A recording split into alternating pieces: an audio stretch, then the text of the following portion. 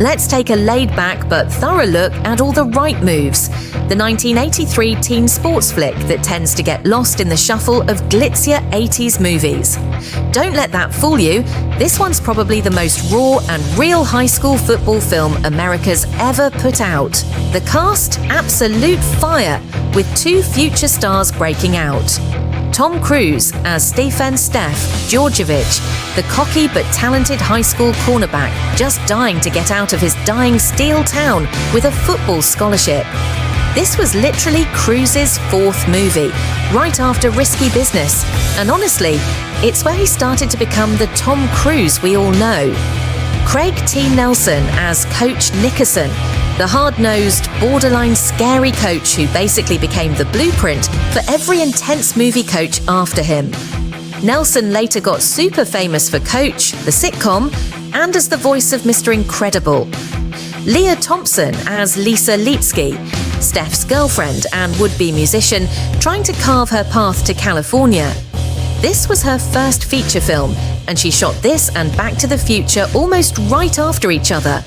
Plus a killer supporting cast: Charles Cioffi, Chris Penn, yes, Sean's brother, Paul Carafotes, and a super young Leon. Now let's talk vibe. Setting is a fictional busted-up steel town called Ampipe, PA, but they actually shot it in Johnstown and around other struggling blue-collar towns. The town's atmosphere practically steals the show. It's all smokestacks, abandoned factories, tiny row houses, and no glamour. What's it actually about? No big spoilers, but here's the gist.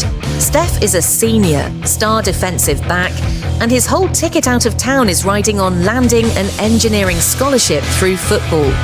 He blows up at his hard-charging coach after a crucial loss, gets kicked off the team, and suddenly he's blacklisted with all the college scouts.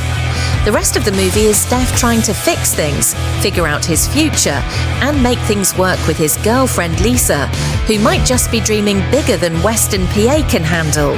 So why's this movie different from all the other 80s sports stuff? Realism. You can actually feel the cold, the real mud, and see legit small-town football, not some Hollywood highlight reel. No miracle ending. The big game doesn't turn into a Disney moment. It's rough, messy, and believable. The class stuff. This is one of the only teen movies from the 80s that really deals with the death of the American dream in working-class towns. Cruise Plus. Thompson, hot take here, but their chemistry, especially the famous sex scene in an abandoned house, is shockingly real. Like, it's honestly still kind of bold for a mainstream movie now, let alone in 1983. Early Cruise going full throttle. You can already see the kind of I will outwork the universe energy he's brought to everything since. What did people think back then? Critics were mixed, but mostly positive.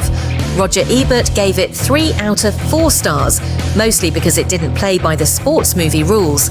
Some critics thought it was too downbeat or that the romance slowed it down. But here's the kicker, it's aged really well. If you check out Letterboxd or Reddit now, it gets a lot more love than it did back in '83. Soundtrack, you get All the Right Moves by Jennifer Warnes and Chris Thompson, Some Foreigner, Sammy Hagar, and a mega 80s synth score from David Richard Campbell. Some cool trivia. Tom Cruise legit learned to play defensive back for this role and did a ton of his own football scenes.